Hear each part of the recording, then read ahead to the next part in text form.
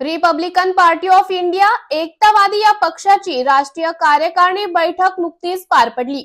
या बैठकीत पक्षाचे राष्ट्रीय अध्यक्ष नानासाहेब इंदिसे यांच्या अध्यक्षतेखाली ही बैठक पार पडली। बैठकीस राज्यभरातून रिपब्लिकन पार्टी ऑफ इंडिया एकतावादीचे कार्यकर्ते उपस्थित होते। बैठकीत विविध मुद्द्यांवर चर्चा करून काही सकारात्मक निर्णय घेण्यात आले। भारतरत्न डॉक्टर बाबासाहेब आंबेडकर यांच्या हातातील संविधानाची प्रतिकृती मोडतोड विटंबना काही समाजकंटकांनी केली होती। त्यांच्यावर देशद्रोहाचा गुन्हा दाखल करावा असं बैठकीत एकमताने निर्णय घेण्यात आला। 15 डिसेंबर 2024 रोजी सोमनाथ सूर्यवंशी या उच्च शिक्षित तरुणाचा पोलिसांच्या कस्टडीत मृत्यू झाल्याबाबत संबंधित पोलीस अधिकाऱ्यांवर निलंबनाची कारवाई करावी व गुन्हेगारांवर सदोष मनुष्यवधाचा गुन्हा दाखल करावा असेही बैठकीत निर्णय घेण्यात आला। भारतीय घटनेची विटंबना झाल्यानंतर आंबेडकरी अनुयायांकडून केलेल्या उग्र आंदोलनावर गुन्हे दाखल करण्यात आले। ते सर्व गुन्हे मागे घेण्यात यावे। तसेच महाराष्ट्राच्या राजकारणात लवकरच होणाऱ्या स्थानिक स्वराज्य संस्थेच्या निवडणुकाबाबत विचार विनिमय करून काही विधायक निर्णय घेण्यात आल्याची माहिती पक्षाचे अध्यक्ष नानासाहेब इंदिसे यांनी दिली आहे। अनुसूचित जाती जमातीच्या जनविकासासाठी स्थानिक स्वराज्य संस्था व राज्य सरकारने नियमाने अधोरेखित केलेला निधीचा व्हिडिओ कायदेशीर होत नसून तो निधी अन्यत्र वगळवला जातो। यासाठी कायदेशीर कारवाई करण्याबाबत महाराष्ट्राचे उपमुख्यमंत्री एकनाथ शिंदे यांना निवेदन सादर करण्याचा निर्णय घेण्यात आला। पक्ष संघटना मजबूत करण्यासाठी देश पातळीवर व राज्य पातळीवर सदस्यांनी मोहीम राबवून पक्ष संघटना मजबूत करावी। संविधानिक पदावर असलेल्या प्रमुख पदाधिकाऱ्यांकडून भारतीय संविधान आणि भारतरत्न डॉक्टर बाबासाहेब आंबेडकर यांची हेतू पुरस्कारपणे अवहेलना केली जात आहे। या संदर्भात तसेच देशभरात अनुसूचित जाती जमातीवर होत असलेल्या अन्याय अत्याचारा निषेध या बैठकीत करण्यात आला। सोमनाथ सूर्यवंशी या उच्च शिक्षित तरुणाचा पोलीस कस्टडीत मारहाणी दरम्यान मृत्यू झाल्याबाबत सरकारने सकारात्मक निर्णय घेऊन दोषींवर कारवाई केली नाही तर थेट दिल्लीपर्यंत आंदोलन छेडले जाईल असे नानासाहेब इंदिसे बोलत होते। प्रामुख्याने जे भारत देशाच्या उच्चस्थ पदावर संविधानाच्या माध्यमातून बसलेले आहेत असे अमित शाह यांनी काही दिवसापूर्वी लोकसभेमध्ये डॉक्टर बाबासाहेब आंबेडकरांबद्दल अनुद्गार काढले। म्हणजे देव से बडका कोण म्हणजे हे विडंबनच कळत न कळत असा या संबंधात आम्ही त्याचा जाहीर निषेध व्यक्त करू, आदरपूर्वक निषेध व्यक्त करतो आणि त्यांनी या पदावर राहू नये म्हणून पंतप्रधान नरेंद्र मोदीजी यांच्याकडे मागणी करणार आहोत। वेळ पडली त्या कामासाठी प्रसंगी जंतर मंतरला आंदोलन आपण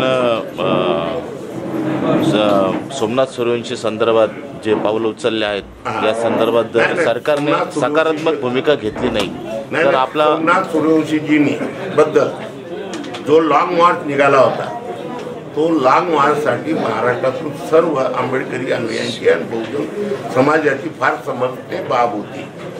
परंतु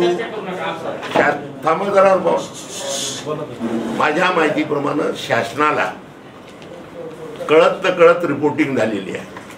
हा जर लॉंग मार्च ठाण्याच्या हद्दीपर्यंत आणि मुंबईच्या हद्दीपर्यंत आला हा लॉंग मार्च न थांबणार आहे आणि 5-10 हजाराच्या वरती हजारोच्या संख्येने हा लॉंग मार्च मुंबईत येईल आणि त्याची खबरदारी घेऊन म्हणून माननीय सरकारनं महाराष्ट्र सरकारनं दखल घेऊन त्यांनी या नाशिकमध्ये आमदार मेघना बोर्डीकरजी आणि आमदार सूर्य साहेब यांना पुढे पाठवून जे हे होते लॉंग मार्च वाले 1-2 प्रमुख लोक त्यांना हाताशी धरून हा लॉंग मार्च थांबवला आणि या लॉंग मार्चमध्ये आमची प्रामुख्यानं आजही मागणी होती आणि आजही राहील की ज्या पोलिसांचं निलंबन केलं आहे, सोमनाथ सूर्यवंशीचं मर्डर झालं आहे, आम्ही मर्डर म्हणतो, त्यांच्या मारण्यानं पोलिसांच्या मारण्यानं त्यांचा मृत्यू झाला म्हणजे मर्डर झाला, त्यांच्यावर फौजदारी खटले भरले गेले। बाकीचं हे दुय्यम मानतो, त्यांच्यावर आमची ही पहिली मागणी आहे आणि ती मागणी आम्ही सोडणार नाही, लावून धरणार। याचं किती दिवस वेट अँड वॉच कराल? हा? किती दिवस वेट अँड वॉच कराल? नाही, मी मागणी केलीच कुठं, यांनी कुठे केलेली आहे? कोणी आपल्या याने लॉंग मार्चवाल्यांनी. आमची मागणी तर सुरुवातीपासून आहे, 30 डिसेंबर पासून ही आमची मागणी आहे. आणि आमच्या काही बहुत अशा मागण्या परभणीत गेल्या म्हणून तो डबल टिबल मोर्चे निघायला लागले. ठीक आहे, आपली मागणी आहे. आता पुढील आपलं पाऊल काय राहील? पुढे काढलं नाव विलाजनंतर आम्हाला मग कोर्टात जावं लागेल, त्याच्यावर गुन्हे दाखल करावे लागतील आम्हाला.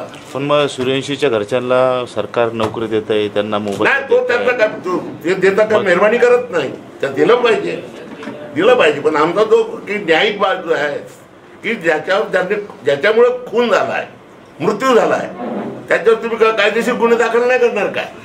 असं कसं? गृहमंत्री निष्क्रिय आहे, याबद्दल काय मत आहे? गृहमंत्री निष्क्रिय आहेत. नाही, गृहमंत्री निष्क्रिय काय नाही, ते मी अजून त्यांची माझी भेट झाली नाही, मी कसं म्हणेल निष्क्रिय आहे? प्रत्यक्षात भेट झाल्यावर वेळ पडली तर भेटही मागणार आहे त्या संदर्भात. पक्षाच्या आता जो आंदोलन झालं ठाण्यामध्ये, ते सर्व शिवशाहू फुले आंबेडकर जनतेच्या वतीनं झालं.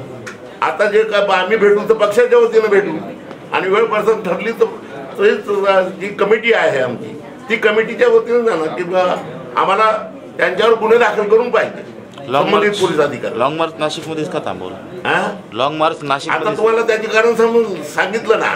हा लॉंग मार्च ठाण्याच्या आणि मुंबईच्या कक्षेत आला असता तर लॉंग मार्च थांबला नसता आणि 100% सर्व मागण्या पूर्ण झाल्या असत्या आणि या पोलिसांवर फौजदारी खटले दाखल झाले असते. नाशिक चळवळीचं केंद्रबिंदू आहे, मात्र इथंच लॉंग मार्च थांबला. याला नाही, लॉंग मार्च त्यांना नाशिककर जबाबदार नाही.